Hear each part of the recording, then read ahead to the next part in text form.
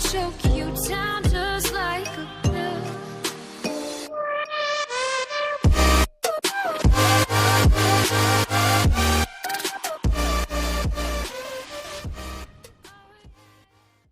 हे guys, और नए साल की पहली वीडियो में आप सभी का स्वागत है। तो कॉस्मिक घोस्ट राइडर की स्टोरी में अब तक आपने देखा फ्रैंक कासल हिस्ट्री के साथ छेड़छाड़ कर रहा था। उसे लगा मैं इतना कुछ छेड़छाड़ तो कर रहा हूँ लेकिन इससे कोई फर्क तो नहीं पड़ रहा, इसलिए वो अपनी फैमिली को मरने से बचाने की कोशिश करता है। लेकिन द वाचर वाटू नहीं चाहता कि ऐसा हो। वो फ्रैंक कासल को ऐसा करने से मना करता है, लेकिन कासल उस आदमी के ऊपर गोली चला देता है। मैं सोचा करता कि कोई चीज़ मैटर नहीं करती, लेकिन मैं गलत था। गाइस, अगर आपने स्पीड टाइगर के ऊपर न्यू अवेंजर्स की कॉमिक देखी होगी तो ये वाला एपिसोड आपको समझ में आ जाएगा। इस घटना के सालों बाद द राफ्ट, राइकर आइलैंड के सबसे सुरक्षित जेल, जेसिका ड्रू यानी कि स्पाइडर वुमन हेलीकॉप्टर से नीचे उतरे हुए कुछ लोगों का स्वागत करती है, जिनमें है ल्यूक केज, मैट मर्डॉक और उसका साथी फॉगी नेल्सन, जो कि मैट मर्डॉक को इस जेल के अंदर किसी से मिलवाने जा रही है। जेसिका ने कहा, पहुंच तो बहुत होगी तुम्हारी कि तुम यहाँ पे घुस आए, यहाँ आम इंसानों को आने की परमिशन नहीं है। नेल्सन पूछते हैं, यहाँ पे कितने कैदी हैं? जेसिका ने कहा, यहाँ 8 मंजिलों में कैदी भरे हुए हैं, सारे के सारे अंडरग्राउंड है। इस पे ल्यूक केज कहते हैं, अरे भाई रिलैक्स हो जा, यहाँ पे इतने भी जोर से मारने वाले मुजरिम नहीं हैं। जेसिका कहती है, हम सबसे खतरनाक कैदियों को 7वें लेवल पे रखते हैं और अब हम वहीं जा रहे हैं। नेल्सन ने पूछा, शायद मुझे ऊपर ही वेट करना चाहिए, लेकिन मर्डॉक ने मना कर दिया। लिफ्ट के अंदर जेसिका कह रही है, मिस्टर नेल्सन, यकीन मानिए आप सुरक्षित हैं। अगर यहाँ की सारी टेक्नोलॉजी भी खराब हो जाती है और इसके बाद 66 ट्रेंड शील्ड आदमी भी गायब हो जाते हैं, तब भी यहाँ आपके सामने 3 सुपर हीरोज खड़े हैं। मैट मर्डॉक बोलते हैं, सुपर हीरो? अरे नहीं, मैं तो बस एक अंधा वकील हूँ। 7वें लेवल पे पहुँचने के बाद जेसिका नेल्सन से बोलती है, देखा डरने की कोई बात नहीं है। नेल्सन ने कहा, क्या तुम पागल हो? यहाँ आने से पहले ही मुझे यह जगह खतरनाक लग रही थी और तभी वहाँ बत्तियाँ गुल हो जाती हैं। राइकर आइलैंड के ऊपर एक लाइटनिंग हमला हुआ। दूर से स्पाइडरमैन और स्कारलेट स्पाइडर ये सब देख रहे थे।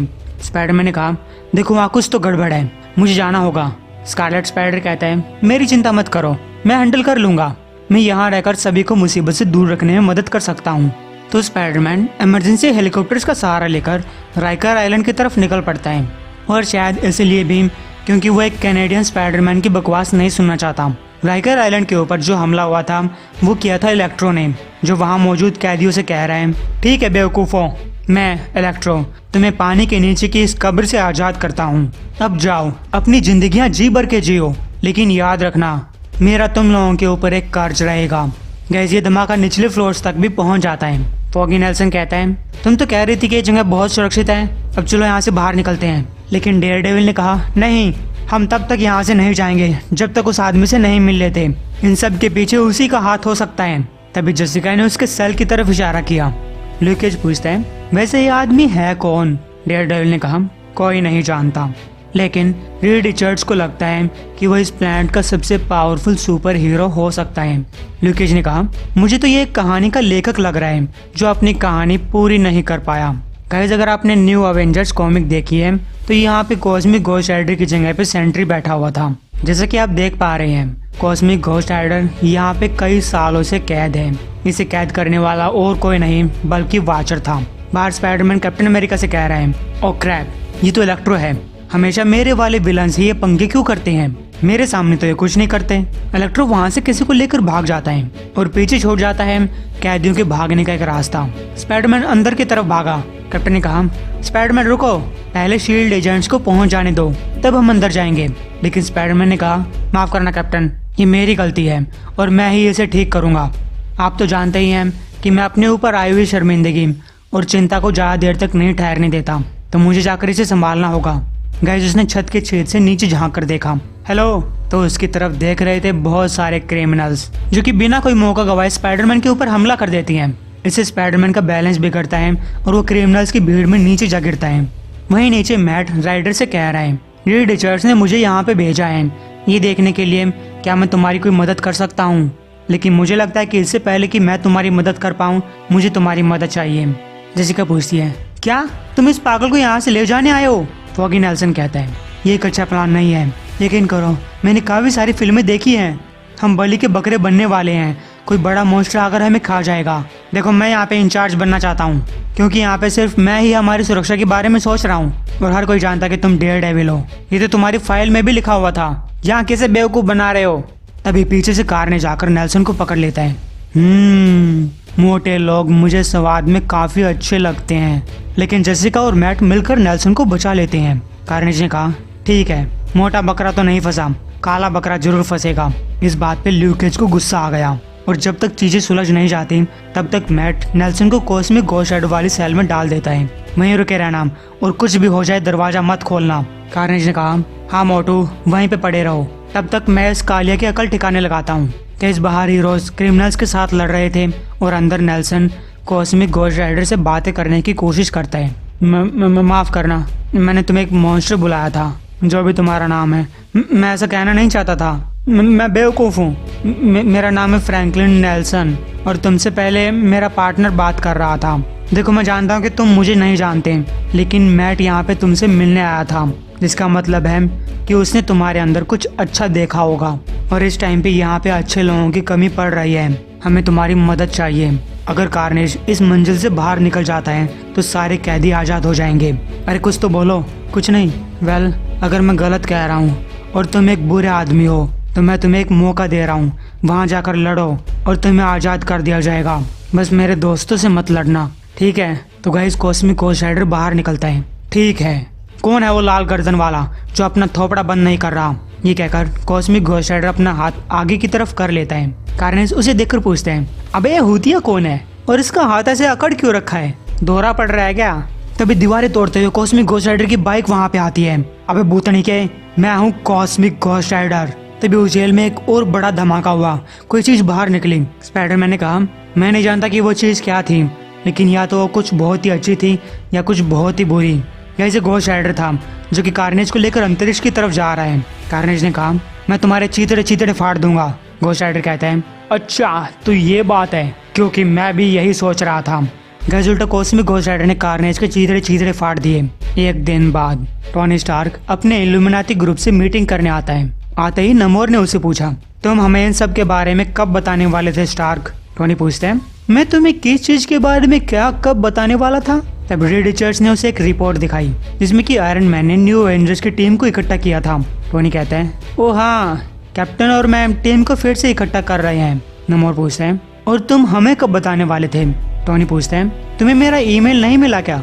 नमोर कहते हैं, हमारे बीच में इस तरीके से बात नहीं होती। टोनी ने कहा, देखो राफ्ट से जो कैदी भागे थे मैं उनमें बहुत बिजी था और ऊपर से वो जेल पानी के बीच में थी, लेकिन इतना सब होने के बावजूद भी तुमने कुछ मदद नहीं की। प्रोफेसर एक्स कहता है, वेल मुझे भी लगता है कि इस वर्ल्ड को अब फिर से अवेंजर्स की जरूरत है। नमोर पूछते हैं, वैसे ये न्यू अवेंजर्स हैं कौन? टोनी ने कहा, वेल मैं तुम सबको आज यही बताने वाला था। क्या कोई जानता है कि कॉस्मिक घोस्ट राइडर कौन है? रीड रिचर्ड्स, क्या तुम जानते हो? क्या तुम सभी लोगों को बताना चाहोगे? लेकिन रीड कहता है, क्या क्या क्या मैं नहीं जानते कॉस्मिक घोस्ट राइडर कौन है। टोनी ने कहा, वो पागल बूढ़ा जलते हुए खोपड़ी वाला जो घोस्ट राइडर की तरह दिखाई देता है लेकिन उससे भी काफी बढ़कर है। कम ऑन, तुमने मैट मर्डोक को उससे बातचीत करने के लिए भेजा था। रीड ने कहा, मैंने तो मैट से कई महीनों से बात नहीं की। मैं तुम्हें दिखाता हूँ। कंप्यूटर, कॉस्मिक घोस्ट राइडर वाली सारी फाइल्स को दिखाओ। तब रीड रिचर्ड्स को खुद भी अचंभा होता है क्योंकि उसके कंप्यूटर में कॉस्मिक घोस्ट राइडर के नाम की फाइल थी। यह सब देखकर प्रोफेसर एक्स दिमाग लगाता है। डॉक्टर, मैं कुछ कहना चाहूंगा। मुझे लगता है कि कोई तुम्हारे दिमाग के साथ खेल रहा है, वो अभी तुम्हारी परमिशन के बिना। कुछ दिन बाद Nevada desert, Avengers, Fantastic Four, X Men, काफी सारी टीमें यहाँ पे पहुंच चुकी हैं। मारियल कहती है, वो अंदर है। एक आदमी को काबू करने के लिए तुमने इतने सारे लोगों को बुला लिया। कैप्टन कहता है, हम बस सावधानी बरत रहे हैं। गाइस सब लोग मिलकर गुफा के अंदर जाते हैं जहाँ बैठा हुआ था शराबी cosmic ghost rider. Well well well, मुझे पता होना चाहिए था कि तुम होती लोग यहाँ पे आ ही जाओगे। क्या एक अकेला आदमी अकेले में बैठकर शराब भी नहीं पी सकता? टोनी कहता है, कॉस्मिक घोस्ट राइडर, हम हैं द अवेंजर्स और हम तुमसे किसी बारे में बात करना चाहते हैं। कासल ने कहा, मैं जानता हूँ तुम कौन हो और मुझे घंटा फर्क नहीं पड़ता। कैप्टन चिल्लाता है, हम यहाँ तुम्हारी मदद करने आए हैं। कासल ने कहा, मुझे नहीं चाहिए तुम्हारी मदद। कैप्टन पूछता है, क्यों? जिसपे कासल कहता है, ये एक बहुत लंबी कहानी है और आजकल मैं कहानियां नहीं सुनाया करता। वैसे भी कोई यकीन तो करता ही नहीं, तो मेरे ऊपर एक एहसान करो, जाके पत्थर तोड़ो, मुझे अकेला छोड़ दो। टोनी कहता है, ठीक है, तो हम तो ऐसा नहीं कर सकते। देख रहे हो तुम काफ़ी स्पेशल हो, हमारी फाइल्स के अनुसार तुम हमारे साथ कई सालों से रहते और लड़ते आए हो। तुम तब भी यहाँ पे थे जब फैंटास्टिक फोर का जन्म हुआ। तुमने स्पाइडरमैन और एक्समैन की उनके काफी मुश्किल समय में मदद की। तुम वर्ल्ड वॉर 2 में भी थे, लेकिन हम में से किसी को भी तुम याद नहीं हो। क्यों? और उससे अगला सवाल, तुम हो कौन? कासल कहते हैं, ओ भाई साहब, तुम्हें कैप्टन को यहाँ पे लाना था क्या? क्योंकि मैं उसे झूठ नहीं बोल सकता। मैं हूँ फ्रैंक कैसल। कैप्टन पूछता है, the punisher Frank castle? Rider ने कहा, समझ सकते हो, मैं एक ऐसे फ्यूचर से आया हूँ जो तुम्हारे वाले फ्यूचर से अलग है। फिर मैं पास्ट में फंस गया था। मैंने डिसाइड किया कि मैं अपनी फैमिली को बचाऊंगा, लेकिन उससे पहले मेरे पास काफी टाइम था, इसलिए मैंने इतिहास के साथ छेड़छाड़ की। टोनी कहता है, ये तो बहुत खतरनाक है, तुम ऐसा क्यों करोगे? कासल ने कहा, मैं बोर हो रहा था। जिसपे स्कारलेट स्पाइडर चिल्लाता है, पागल हो क्या? कासल ने कहा, बकवास बंद करो, मेरी ही वजह से तुम जिंदा हो। कैप्टन पूछते हैं, अगर ये सब सच है तो हमें तुम याद क्यों नहीं हो? कासल ने कहा, ओह डैम इट, फिर से मैं तुम लोगों को एक कहानी नहीं बताना चाहता। मुझे फिर से जेल के अंदर डाल दो और मुझे अकेला छोड़ दो।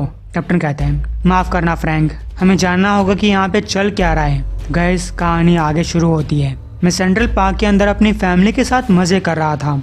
वेट कर रहा था कि कब वो गुंडे मेरी फैमिली को मारने आएंगे। मैंने उनमें से 2 को तो मार दिया था, लेकिन इससे पहले कि मैं तीसरे को मार पाता, वाटू सबसे बड़ी हैंडगन लेकर मेरे सामने आया। रिचर्ड चौंकता है, उसके पास एक हथियार था? राइडर ने कहा, हाँ, और अगर तुम्हें लगता है कि वाटू के पास एक हथियार नहीं होना चाहिए, तब तो मैं तुम्हें वाटू के बारे में और भी बहुत कुछ बताने वाला हूँ। देखो, अगर तुम इतिहास के साथ थोड़ी बहुत छेड़छाड़ कर देते हो तो कोई फर्क नहीं पड़ता। हर चीज तब भी वैसे ही होती है जैसे होने वाली होती है। लेकिन अगर तुम एक बेवकूफ हो या फिर दूसरी टाइमलाइंस के अंदर भटकते रहते हो, तब तुम्हारे लिए ये चीज मैटर करती है। हालांकि तब भी कॉस्मिक लेवल के ऊपर इसका इतना फर्क नहीं पड़ता। हालांकि मुझे ये सब समझने में काफी टाइम लग गया। टाइम में कुछ ऐसे पॉइंट्स हैं जो कि इतने जरूरी हैं कि उन्हें बदला नहीं जा सकता, क्योंकि अगर तुम ऐसा करते हो तो रियलिटी टूट जाएगी। अब देखो, मेरी फैमिली की मौत इन सब चीजों में इतना इम्पोर्टेंट रोल प्ले नहीं करती, लेकिन जो रोल प्ले करता है वो है मेरा पनिशर बनना।